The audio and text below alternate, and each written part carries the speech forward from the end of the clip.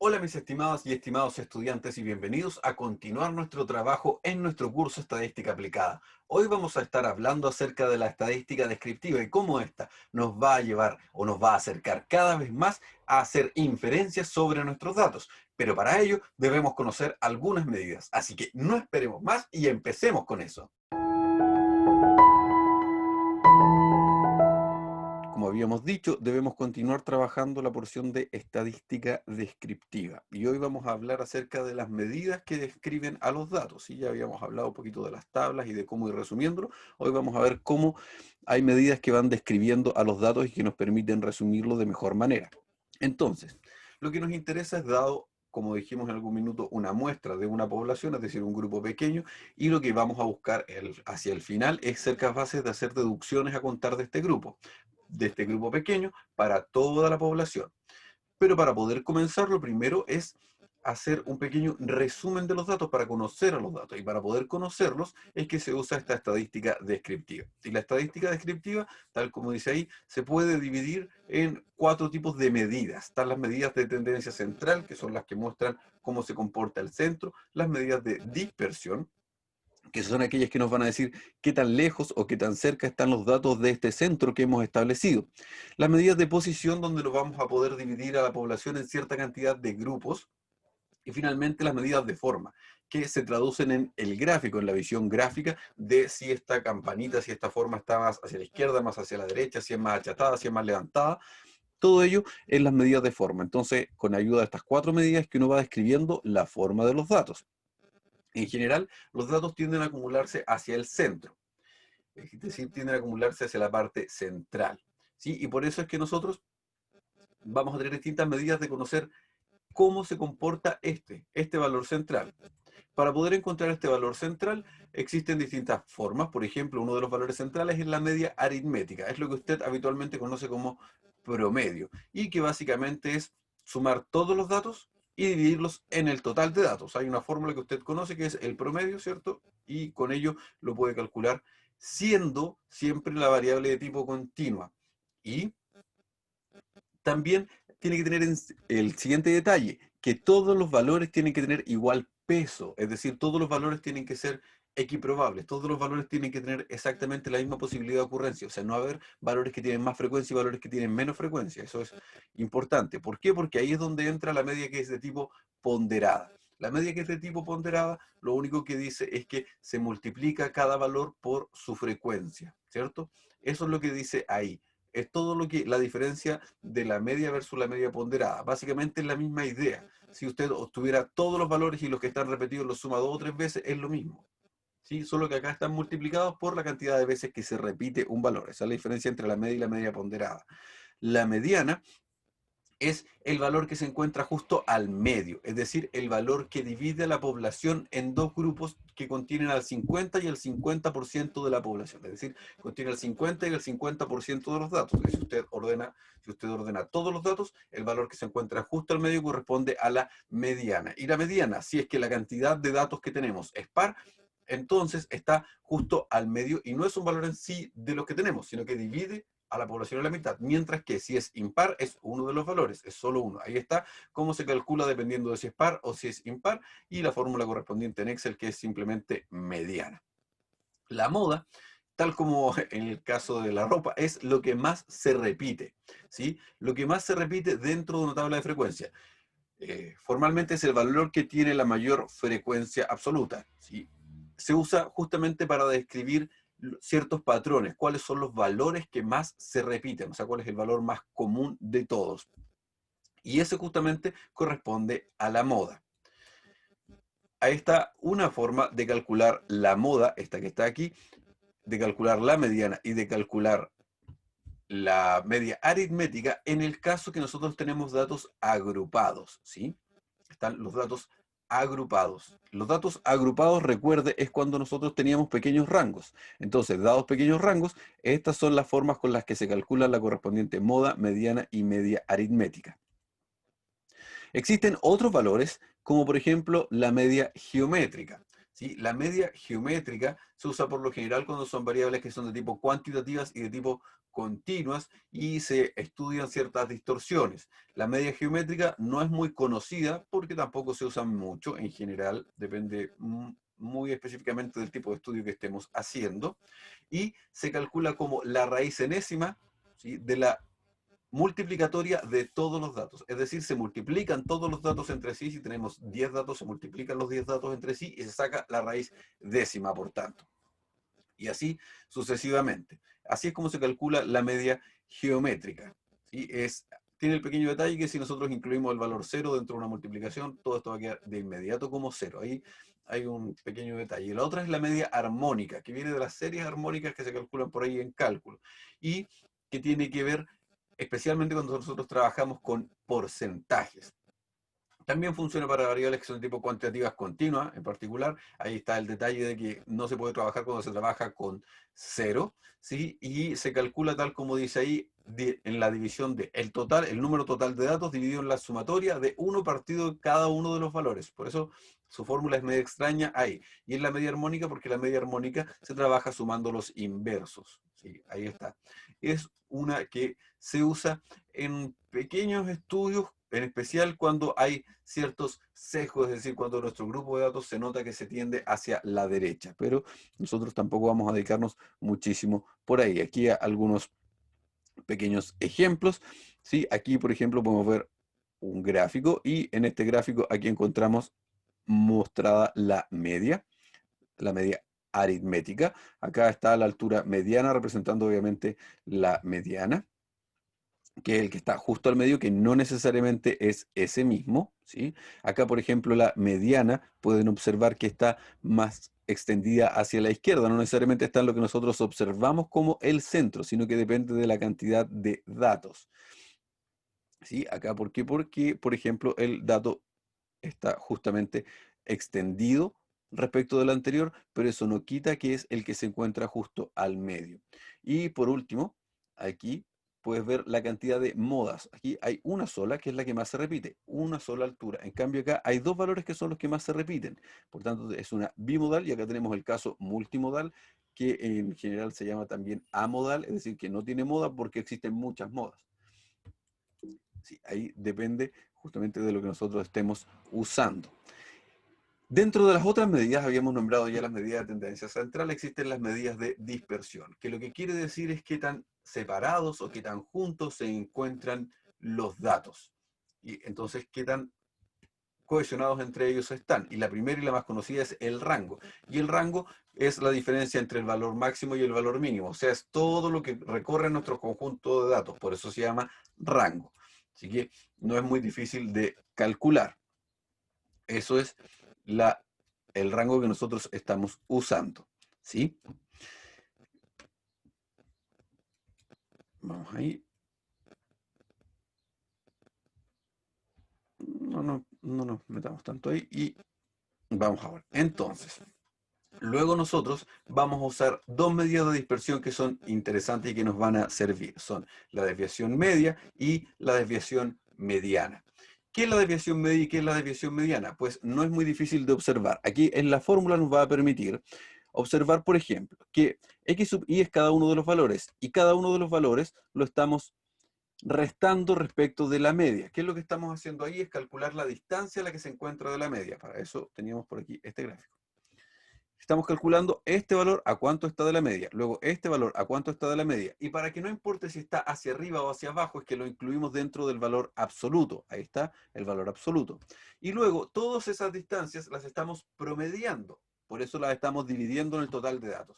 Y eso corresponde a la desviación media, o sea, qué tanto se alejan nuestros valores respecto de la media aritmética. Mientras que también podemos hacer la desviación mediana, que es la misma idea. Cada uno de los valores calculamos su distancia respecto de la mediana y luego sumamos y dividimos respecto de n. Con ello entonces lo que estamos haciendo, es calcular la desviación respecto de la mediana. Entonces tenemos la desviación respecto de la media y a su vez también tenemos la desviación respecto de la mediana, pero básicamente la idea es la misma. Lo que estamos haciendo es calcular la diferencia que existe respecto de ese valor, obtenerla en valor absoluto y dividirla en el total de datos. promediarla. Una de las medidas de dispersión más importantes es la varianza. La varianza es básicamente la misma idea de lo que nosotros estábamos haciendo. Estamos calculando la distancia respecto de la media, pero la diferencia es que ahora la estamos elevando al cuadrado. Elevar al cuadrado igual quita el signo, ¿sí? También elevar al cuadrado deja todo siempre positivo, pero en este caso opera de forma distinta. Aquí puede observar lo siguiente. Tenemos la resta de nuestro valor con el valor de la media, se eleva al cuadrado y se divide en n-1. Eso es el total de datos menos 1. Eso es lo que nosotros conocemos como S al cuadrado, es decir, la varianza, pero la varianza que es de tipo muestral, ¿sí? Hay una diferencia ahí para la muestra, para nuestro grupo de datos pequeño. Mientras que hay otra que es la que nosotros conocemos como la varianza poblacional, que es ese sigma, que está dividido en el valor de n. Esa es la diferencia. Y de la varianza nace la desviación estándar, y la desviación estándar es la más importante, que está relacionada directamente con nuestra varianza, y que corresponde a la raíz cuadrada de la varianza. Eso es lo que está diciendo ahí, ¿cierto? La raíz cuadrada de la varianza es la desviación estándar, ya sea el caso poblacional o sea el caso muestral. Y ahí tenemos entonces la medida de dispersión que nosotros vamos a usar. En general, las medidas de dispersión serán el rango, serán la desviación media, la desviación mediana y la desviación estándar con la varianza correspondiente. La más útil de todas, lejos la varianza y por consiguiente la desviación estándar. En lo siguiente, medida que debemos usar, están las medidas de posición. Las medidas de posición son medidas que nos indican en qué grupo se encuentran nuestros datos. Aquí, por ejemplo, están los cuantiles. Los cuantiles son números que dividen a la población en ciertos grupos de cantidad de datos. Así, por ejemplo, existen los cuartiles. Los cuartiles dividen a la población en 4 grupos, por tanto la cantidad de valores deben ser 1, 2, 3. Son 3 valores que dividen a la población en grupos de igual cantidad de datos. Es decir, si vamos a dividir en 4 grupos nuestra población es el 100%, cada uno de estos grupos tiene el 25% de los datos. ¿Sí? 25%, 25%, 25 y 25. Y por tanto, el primer cuartil divide al 25% inferior de todo el 75% superior. El segundo cuartil divide a la mitad de la otra mitad, 50 y 50, inferior de superior. Y por último, el tercer cuartil divide el 75% inferior, ¿sí?, de todo el 25% superior. Aquí, por ejemplo, existe otra división que está dividiendo al 70% inferior del 30% superior. En ese caso, estamos en presencia de lo que nosotros podríamos llamar deciles. Los deciles van dividiendo de 10 en 10. Los percentiles van dividiendo de 1 en 1, por eso son 100. Los quintiles dividen en 5 grupos, es decir, van dividiendo de 20% en 20%, y depende de justamente el que nosotros estemos usando. Entonces, la mediana, tal como dice aquí, es el percentil 50, siempre el que se encuentra al medio, al igual que es el segundo cuartil. ¿Por qué? Porque divide el 50 y 50 de la población. La mediana era el que estaba al medio y dividía la mitad de los datos. Por tanto, si estamos trabajando con percentiles o estamos trabajando con cuartiles, siempre también vamos a poder encontrar a la mediana. Como pueden ver, ahí está la descripción del percentil y la descripción del cuartil. Hay algunos ejemplos que no vamos a dejar tanto ahora. Veamos. Un detalle importante, ¿sí?, a la hora de hacer este cálculo de cuartiles, de percentiles y de todo ello, es tener en consideración, ¿sí?, siempre si estamos hablando del 25% inferior o del 25% superior, del 75% inferior o del 75% superior, porque decir la frase es lo que nos marca la división que vamos a hacer en cuartiles. Por ejemplo, decir necesitamos al número que divide al 75% superior de la población es equivalente a decir necesitamos el número que divide al 25% inferior de la población. Entonces, ahí es importante tener en consideración ello, y además aquí unas reglas del redondeo decimal que vamos a dejar para que usted pueda utilizarlo. Y finalmente, en cuanto a las medidas de forma, en la estadística siempre se busca o se nace a contar de una distribución que se llama distribución normal. Una distribución de la cual ya se conocen los comportamientos.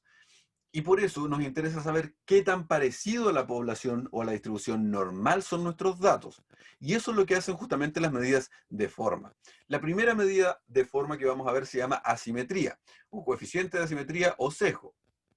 Y la asimetría básicamente nos dice de si están distribuidos de manera simétrica en torno a un valor que se encuentre al medio, en este caso la mediana, que también se puede observar relacionando justamente la mediana con la media. ¿Sí? Lo que ocurre, por ejemplo, es que cuando es totalmente simétrico, la mediana y la media coinciden. Sin embargo, si no son simétricos, y podemos observar como en el caso del gráfico final, que está allí, en que los datos están en una porción en el lado izquierdo y luego en el lado derecho se extiende mucho hacia la derecha, lo que ocurre es que la media y la mediana se separan y la media de hecho se desplaza hacia donde existe la mayor cola, ¿sí? A donde están los datos más estirados hacia allá.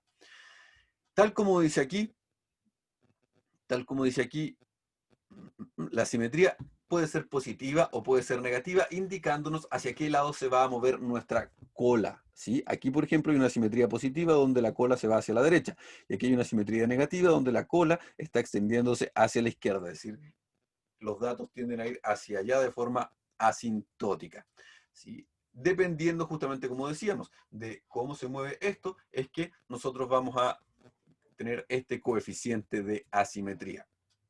Existe otro coeficiente, otra medida de forma, que se llama apuntamiento o kurtosis. ¿Y qué es lo que dice la kurtosis?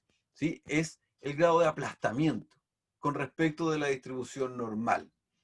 Es decir, qué tanto está levantadita o qué tanto está achatada nuestros datos. Aquí podemos ver una curva, ¿sí? Leptocúrtica, que tiene una kurtosis mayor a cero, es decir, la punta está muy alta. Mientras que acá podemos ver una curva mesocúrtica, que quiere decir que su kurtosis es cero, es muy parecida a la distribución normal. Por último, una curva platicúrtica que la gracia es que tiende a ser plana, no tiene mucho esta forma.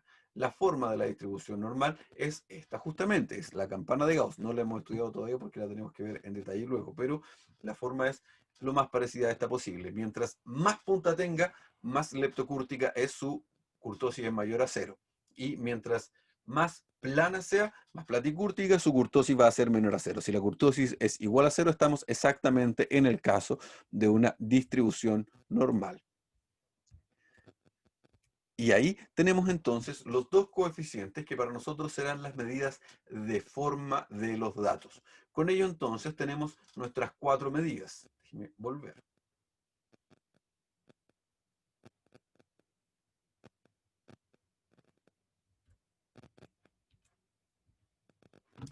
Tenemos nuestras medidas de tendencia central, ¿sí? Media, mediana, moda, básicamente, ¿sí? Además de, obviamente, media geométrica, media armónica y todas las otras que van añadidas, que no son tan importantes, las más conocidas, media, mediana y moda.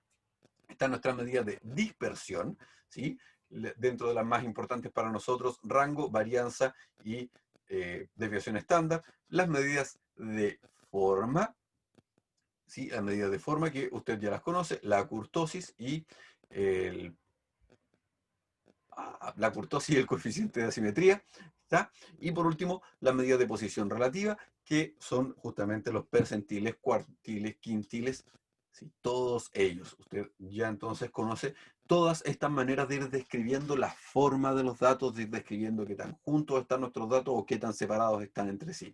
Porque ese resumen de datos es lo que nos va a permitir luego hacer las decisiones y permitirnos obtener conclusiones a contar de los datos que nosotros tengamos. Entonces, mis estimados y estimadas estudiantes que hoy asistieron a nuestra clase, estoy atento a leer si es que tienen dudas o consultas respecto de lo que hemos estado conversando ahora. Les leo atentamente. Al parecer no entonces. Con eso, mis estimados y estimadas estudiantes, cerramos lo que estábamos conversando de estadística descriptiva. Eso ha sido todo lo que deberíamos trabajar durante el día de hoy. Les agradezco su atención y disposición durante el día de hoy y nos encontramos el miércoles en nuestra próxima sesión. Que estén muy bien, mis estimados y estimadas estudiantes. Chao, chao.